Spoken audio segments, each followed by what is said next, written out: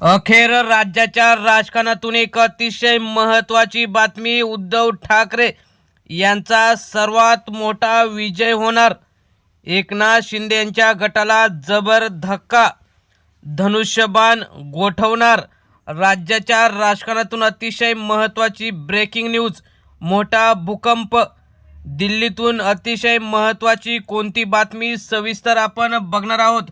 चॅनलवर जर तुम्ही नवीन असाल तर चॅनल सबस्क्राईब करून बेल आयकॉन प्रेस करा, म्हणजे रोज नवनवीन राजकीय आणि इतर सर्व घडामोडी तुम्हाला बघायला मिळतील. तर आपण बघूया की नेमकं काय झालेलं आहे. महाराष्ट्राच्या राजकारणात पुन्हा एकदा मोठी खळबळ उडाली असून शिवसेना पक्षाचे नाव आणि पारंपरिक चिन्ह धनुष्यबाण, निवडणूक नेमकं चिन्ह हे कोणाचं, या बहुचर्चित वादावर सर्वोच्च न्यायालयात आता सुरू असलेल्या अंतिम सुनावणीमुळे राज्यातील राजकीय वातावरण तापलेलं आहे.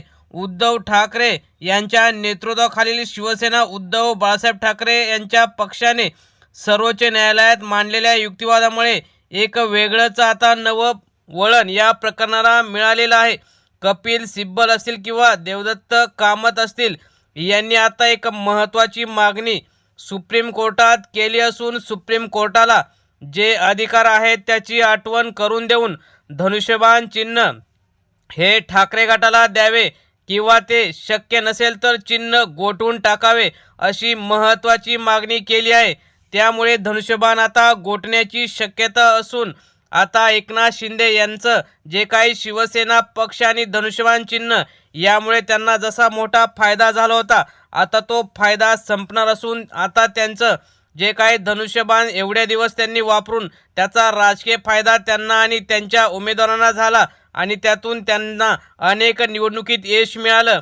आता मात्र धनुष्यबाण चिन्हच गोठून शिंदेंना मोठा धक्का देण्याची तयारी दिसत आहे.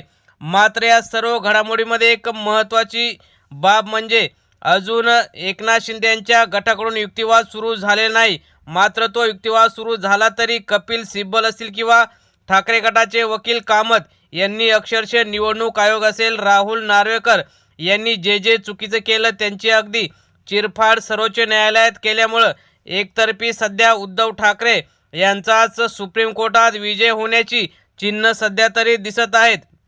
शिवसेनेतील फुटीनंतर पक्षाचं नाव आणि निवडणूक चिन्ह कोणाकडे राहणार हा प्रश्न राज्याच्या राजकारणात सर्वात मोठा कायदेशीर पेच निर्माण झाला होता. निवडणूक आयोगाने 2023 मध्ये शिंदे यांच्या नेतृत्वाखालील गटाला शिवसेना हे नाव आणि धनुष्यबाण हे चिन्ह देण्याचा निर्णय घेतला होता. त्यानंतर उद्धव ठाकरे यांनी या निर्णयाला सर्वोच्च न्यायालयात आव्हान दिले होते, परंतु त्याला अनेक दिवस गेले आणि त्यानंतर लोकसभा विधानसभा निवडणुका झाल्या आणि त्या चिन्हाचा आणि पक्षाचा वापर करून शिंदे हे सत्तेत अजून एकदा सामील झाले. त्यामुळे जर उशिरा न्याय मिळत असेल तर तो न्याय आहे का अशी सगळीकडेच जोरदार चर्चा आहे.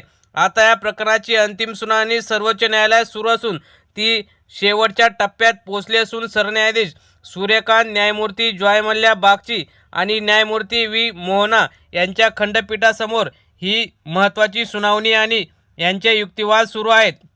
या सुनावणीचा परिणाम केवळ एका निवडणूक चिन्हापुरता मर्यादित राहणार नाही. पक्षफूट, विधिमंडळ पक्ष आणि राजकीय पक्ष यांचे परस्पर संबंध आणि 10वी अनुसूची आमदारांचा अपात्रतेचा प्रश्न आणि निवडणूक आयोगाचे अधिकार यावर महत्त्वाचा प्रभाव पडू शकतो. आणि हेच महत्त्वाचं उदाहरण पुढील अनेक वेळा पक्षफुटीनंतर दिलं जाऊ शकतं.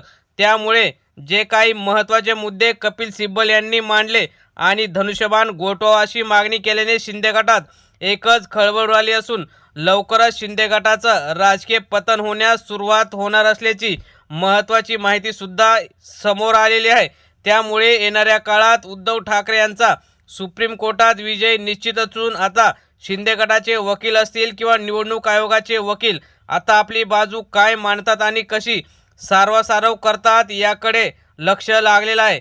त्यामुळे आता येणाऱ्या काळात उद्धव ठाकरे कशा प्रकारे आपलं धनुष्यबाण चिन्ह मिळवतात किंवा ते कोणालाच न मिळवता ते गोठवण्यासाठी आणखी त्यांचे वकील कोणते कायदेशीर मुद्दे मांडतात याकडे लक्ष लागलेलं आहे. मित्रांनो, तुम्हाला काय वाटतं? उद्धव ठाकरे यांना धनुष्यबाण मिळावा की एकनाथ शिंदे किंवा तो गोठवावा? तुम्ही तुमच्या अनेक प्रतिक्रिया कमेंट बॉक्समध्ये जरूर कळवा. धन्यवाद. जय हिंद, जय महाराष्ट्र.